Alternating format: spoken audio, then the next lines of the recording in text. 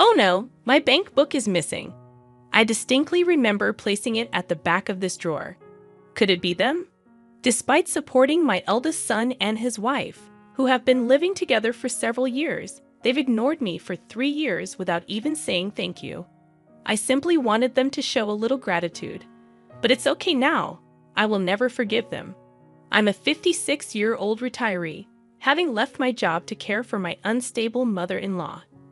Currently, I work from home while providing care. Although I was a few years away from retirement, I couldn't leave my mother-in-law living alone, so I decided to live with her. My husband is away on business and comes home once a month at best. But when he does, he brings lots of vegetables and Japanese sweets that my mother-in-law likes. Thank you. I'm so grateful for everything you do for me. I wish I could have fed your father too. My mother-in-law says every time she expresses her gratitude to us. My father-in-law passed away over 10 years ago from cancer, unable to eat his favorite foods in the end. My mother-in-law often regrets not having done tests earlier, and she wishes she could have fed him the delicious foods she eats now. My mother-in-law's condition varies greatly from day to day. Some days she's bedridden and barely eats, while on other days she's energetic and goes for a walk by herself. Her unpredictable behavior often surprises me, but as long as she enjoys her days, I'm happy to watch over her. However, there's a troublesome event that occurs 2 or 3 times a month for both my mother-in-law and me. It's when my eldest son and his wife from the neighborhood show up. Mom, Grandma, long time no see. Were you well? We're starving. Can you make something to eat right away? Sorry to intrude, mother-in-law.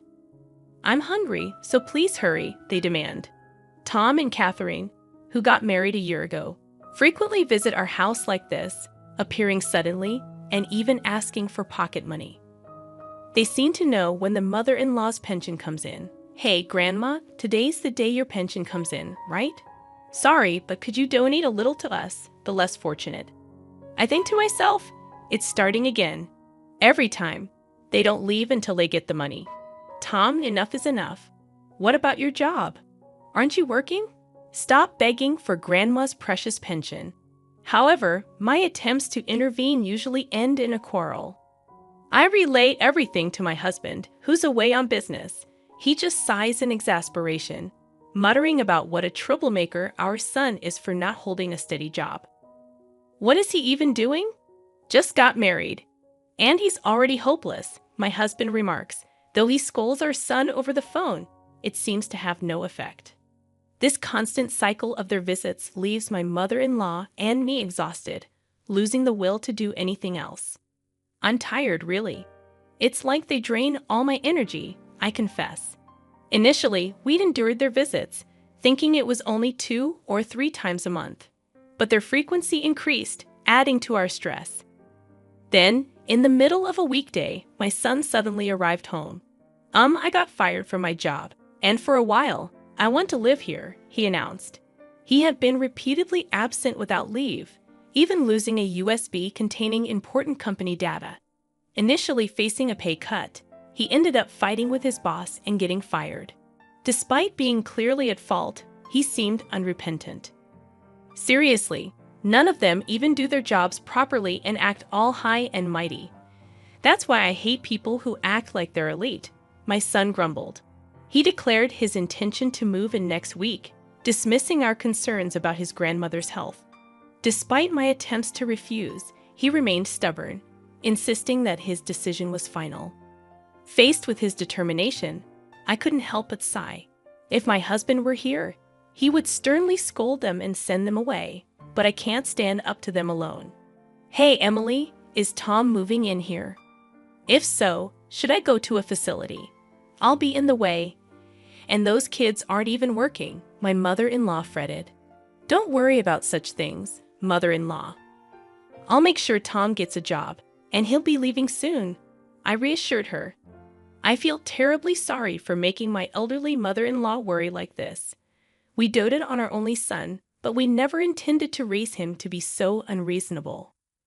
The son I knew was kind and considerate, but he clearly changed after meeting his wife, Catherine. To ease my mother-in-law's worries, I offer her assurance. I reassured my mother-in-law, "You don't have to worry about anything. I intend to take good care of you." I repeated my explanation several times, and gradually the tension on her face eased.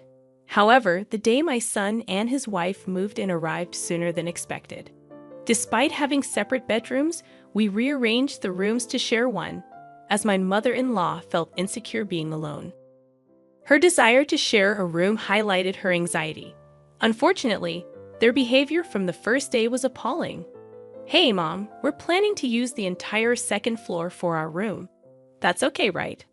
From today, the second floor bathroom is ours only. You guys don't come upstairs, okay? We're still technically newlyweds, and we don't want unnecessary people coming and going, so please understand," my son announced. They even moved all the stuff from my workroom to the hallway on the same day, leaving me speechless. It became clear that if I stayed silent, they would continue to do and say whatever they wanted. My son added, "Mom, the mortgage on this house is still ongoing, right? I don't plan to pay rent until I find a job, nor do I intend to pay for groceries or utilities. So take care of it." Feeling increasingly irritated, I reluctantly responded, "Ah, I see." From then on, I was ignored by my son and his wife. A week passed since they moved in, and there were no signs of my son job hunting. His wife left dirty dishes unwashed, neglected laundry, and they freely used our car without asking, leaving it full of trash and low on gas without refueling. Overwhelmed with responsibilities, my mother-in-law, who should be relaxing, ended up helping with the housework. Realizing this was wrong, I confronted my son. "Tom, are you even job hunting? You can't just stay at home all the time. Do something, at least clean up your dishes." However, he continued to ignore me. Complaining to his wife, he said, "Lately, I've been hearing these hallucinations. Just now, I heard something about job hunting or whatever. We have a place to live and food to eat, so why work? Stupid." They laughed about it, referring to my mother-in-law and me as hallucinations and ghosts.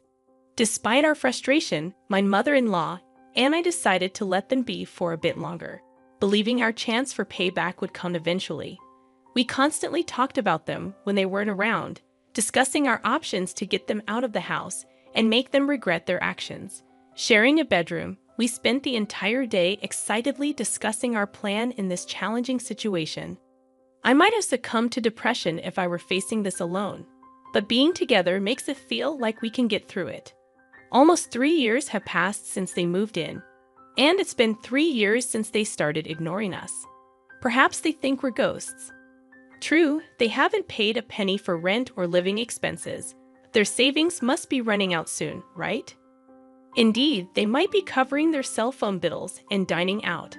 But I've heard they're estranged from Catherine's parents, so financial help seems unlikely. They may ignore us now, but surely they'll come to us for help once they run out of money. We decided that's when we'll take our revenge. It was 2 weeks after that conversation, when we were busy preparing for my mother-in-law's clinic visit. I noticed my son acting fidgety since morning, not seeming hungry but searching for something.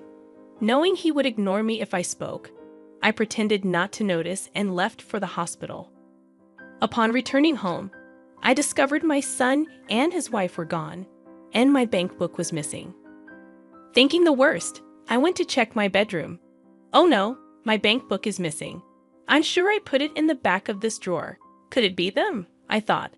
It was too much, even criminal. My mother-in-law came and asked, "Emily, what's wrong? You look pale. Did something happen?" So, I told her that Tom and Catherine stole my bank book. They took the bank book that was kept here. The house mortgage is $2,000 a month, and on top of that, I've been supporting my son and his wife who haven't paid a penny. This is the result. I didn't expect them to say thank you, but I at least wanted them to show some gratitude. But it's okay now. I will never forgive them. Despite the theft, according to my online banking, no money had been withdrawn from the account yet. I rushed to the bank to close the account. They were mistaken if they thought they could withdraw cash with just the bank book without knowing the PIN and without the seal. The more I thought about it, the angrier I became at my son and his wife. I informed my husband about the stolen bank book, and he said, "It's over. We can disown them for all I care." My mother-in-law suggested reporting to the police, but we decided to leave the house as quickly as possible, making it our last resort. I couldn't let them run wild anymore and refused to be taken advantage of.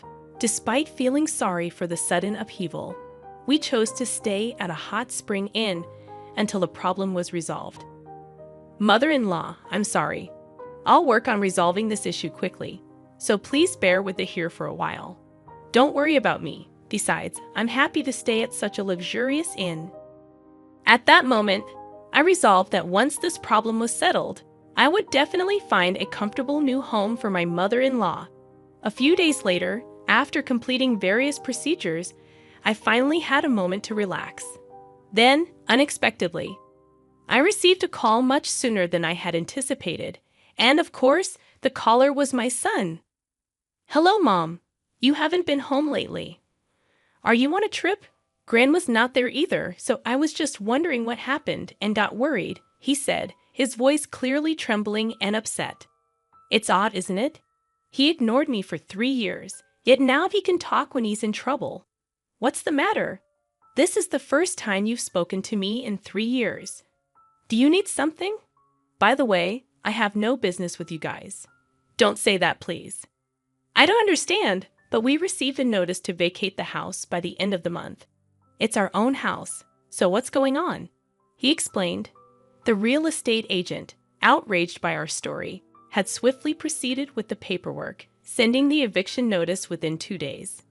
Impressed by the real estate agent's prompt action, I decided to reveal the truth to my son. "Ah, that house.